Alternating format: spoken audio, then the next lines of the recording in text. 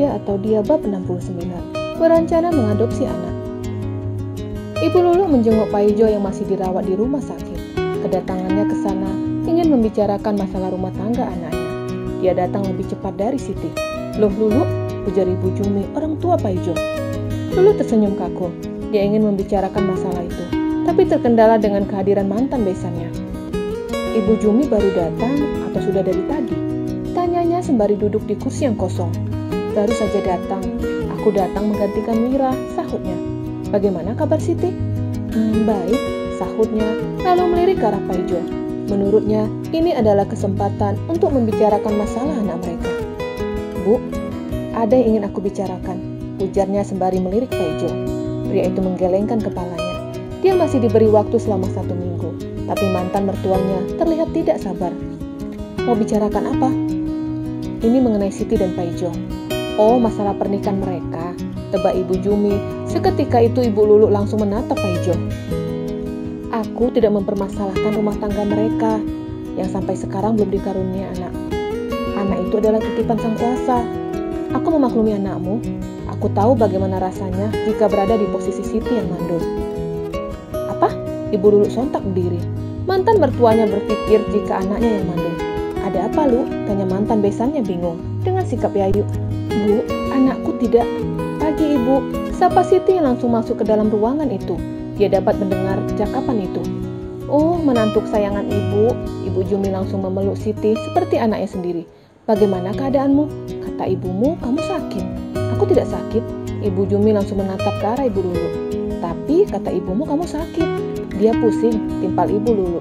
"Aku permisi," ujar Ibu Lulu yang segera beranjak. Tapi langkahnya terhenti karena ucapan mantan besannya. "Ibu Lulu," katanya mau membicarakan sesuatu. "Tidak jadi, Bu," sahutnya dan berlalu. Apa yang ditakutkannya terjadi. Ternyata mantan besannya berpikir jika anaknya mandul. "Oh iya, mumpung kalian berdua di sini, Ibu mau mengusulkan sesuatu kepada kalian." "Apa itu, Bu?" tanya Siti. Kenapa kalian tidak mengadopsi anak?" Ucapan Ibu Jumi membuat Siti dan Paijo saling bertukar pandang. "Ada bayi baru lahir, ibunya meninggal karena melahirkan. Ibu sudah membicarakan masalah ini kepada bapaknya." Mengenai itu seperti tidak usah, Bu," saut Paijo yang akhirnya bicara. Sedari tadi dia tidak mengeluarkan sepatah kata, dan ketika disuruh memungut anak, tidak akan mungkin dilakukannya. Kecuali jika dia dan Siti masih menjadi pasangan suami istri, mungkin ucapan ibunya akan dipertimbangkannya. "Loh, kenapa tidak usah? Kamu dan Siti sudah cukup lama menikah. Sampai sekarang kalian belum dikaruniai anak. Jadi menurut Ibu ini kesempatan baik. Bayi yang dari bayi dirawat pasti akan dekat dengan kalian." "Bu, beri kami waktu," timpal Siti. "Berapa lama? Bayi itu baru lahir. Jika menunggu, nanti keburu anak itu diasuh orang lain. Atau mungkin keburu anak itu gede." "Kurang lebih 2 bulan, saut Siti, yang ingin bercerai dengan Bobby, lalu menikah kembali dengan Paijo. "Kelamaan, 1 bulan. Ibu rasa waktu untuk berpikir sudah cukup." Siti mengembuskan nafas secara kasar. Dia bingung cara menjelaskan masalah ini ke Bobby. "Iya, Bu," saut Siti. "Ya sudah, Ibu tinggal dulu." Wanita parubaya itu segera berlalu meninggalkan Siti dan Paijo di dalam ruangan yang hanya mereka berdua di tempat itu. "Mas, sepertinya aku harus kembali ke kota." "Tapi kenapa?" tanya Paijo bingung. "Aku setuju dengan usul ibumu, mengadopsi anak yang baru lahir. Kalau menunggu sebulan terlalu lama. Aku akan menggugat Bobby." Paijo mengerutkan dahinya. "Pernikahan kamu dengan Bobby masih seminggu. Apa kamu yakin mau bercerai dengannya?" "Aku akan menyuruhnya memberikan talak 3 kepadaku. Aku akan membuatnya kesal." "Jangan Siti, sebaiknya kalian jangan bercerai," larang Paijo yang tidak ingin istrinya melakukan kesalahan dengan kembali menikah dengannya. Khawatir ada pengungkitan di masa depan. "Tidak, Mas, aku tidak mencintai Bobby. Yang aku cintai hanya kamu." Paijo menatap mantan istrinya dengan lekat. "Maaf, apa selama kalian menjadi pasangan suami istri, kalian sudah melakukan hubungan?" Paijo diam. Dia tidak sanggup menyelesaikan kalimatnya yang mana akan menyakitkan untuknya. Tapi walaupun seperti itu, Siti mengerti dengan pembicaraan Paijo. "Belum," sahutnya bohong yang tidak ingin membuat hati Paijo sakit. Seketika itu Paijo dapat bernapas lega. Padahal kenyataannya dia telah melakukan hubungan badan berkali-kali dengan Bobby. "Aku balik ya." Doakan masalahku dengan Bobby cepat selesai, ujarnya lalu menyalami Paijo. Tapi pria itu menarik tangan Siti sehingga dia dapat memeluk mantan istrinya. Mas sangat rindu kamu. Siti tersenyum, lalu buru-buru melepaskan pelukan Paijo. Aku masih istri orang, ujarnya mengingatkan. Setelah itu, Siti segera kembali ke rumah. Kehadiran Siti yang begitu cepat membuat ibunya bingung. Tapi dia bersyukur karena anaknya tidak berlama-lama dengan Paijo. Siti mengemasi pakaiannya, lalu tatapannya menatap pakaian Bobby. Dia mengemasi pakaian Bobby ke dalam koper. Bu, aku pulang, ujarnya pamit. Pulang? Wanita parubaya itu menatap satu koper dan tas kecil. Kamu kemana? Aku mau kembali ke kota.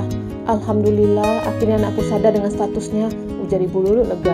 Berpikir jika anaknya kembali karena sadar.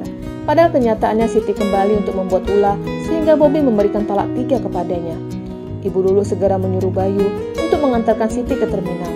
Siti memilih perjalanan siang hari, yang diperkirakan akan sampai di kota kira-kira tengah malam. Chef Robi melirik istrinya yang terlihat sedang tertidur. Yayu terlihat lebih tenang dari sebelumnya. Perjalanan panjang yang dilalui mereka membuat gadis belia itu lupa akan kamar dan juga tempat tidur yang tadi. Tak henti-hentinya dia menyunggingkan senyuman di bibirnya. Dalam satu hari, dia dan Yayu telah resmi menjadi pasangan suami istri yang sah di mata agama. Tapi di mata hukum, pernikahan mereka masih belum terdaftar dan akan terdaftar sebulan lagi. Tiba-tiba Yayu mengejapkan matanya. Tatapannya menatap ke arah pepohonan yang menjulang tinggi. Pepohonan itu yang mengiringi perjalanan mereka. Yuk, ujar Robi. Gadis belia itu menoleh. Apa kamu ingat kalau kita sudah resmi menjadi pasangan suami istri? Tanyanya mengingatkan. Khawatir gadis belia itu menandatangani ketika dalam keadaan stres. Apa maksudnya? Tanyanya bingung. Dan yang dikhawatirkan Chef Robi terjadi. Yayu tidak mengingat apapun. Panik dan rasa cemas melanda pikirannya.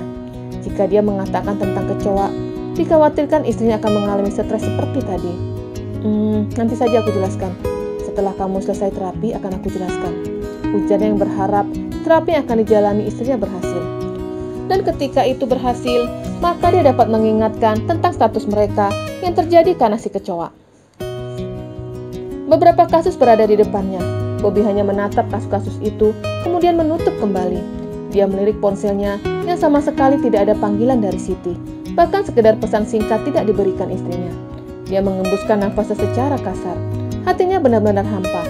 Ketika dia dapat berpaling dari Yayu, ketika itu si wanita tidak mencintainya dan menjadikannya sebagai alat. Seketika itu ruangannya terbuka. Ayo, kita ada makan siang dengan calon klien. Ajak Adlan. Bobby segera beranjak dari kursi kerjanya. Mereka sama-sama keluar dari gedung itu menuju tempat parkir. Hari ini aku yang menyetir, ujar Adlan. Dia melakukan itu untuk mengobati hati sahabatnya yang terluka. Adlan berada di belakang setir, sedangkan Bobby berada di samping kemudi. Selama dalam perjalanan, dia terlihat menatap ke arah luar, tapi pikirannya sedang memikirkan rumah tangganya dengan Siti. Sudah kamu urus perceraian itu? Tanya Adlan. Bobby hanya diam, mengacuhkan ucapan sahabatnya. Sampailah mereka di restoran Zero. Tempat itu digunakan sebagai pertemuan mereka dengan calon klien. Mereka masuk ke dalam restoran dan mengisi ruangan dengan pandangannya. Terlihat 2 orang pria parubaya duduk di tempat yang sudah dijanjikan. Mereka menyalami pria itu, lalu memesan makanan sembari membahas tentang kasus yang akan mereka tangani. Dan pembicaraan itu masih berlanjut sampai mereka selesai makan. Setelah sepakat dengan bayaran dan semuanya, kedua pria parubaya itu segera meninggalkan restoran. Dan tinggallah Bobby dan Adlan di meja itu dengan pengunjung restoran Zero yang berada di meja yang berbeda. Bobby, sapa seorang wanita blasteran.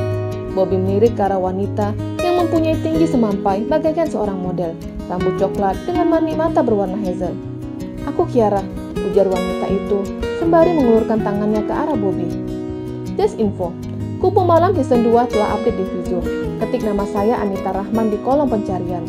Kalian akan menemukan 2 naskah saya di sana, salah satunya Kupu Malam. Dan selama bulan puasa, Kupu Malam akan update setelah selesai berbuka puasa. Mohon maaf lahir batin. Bersambung.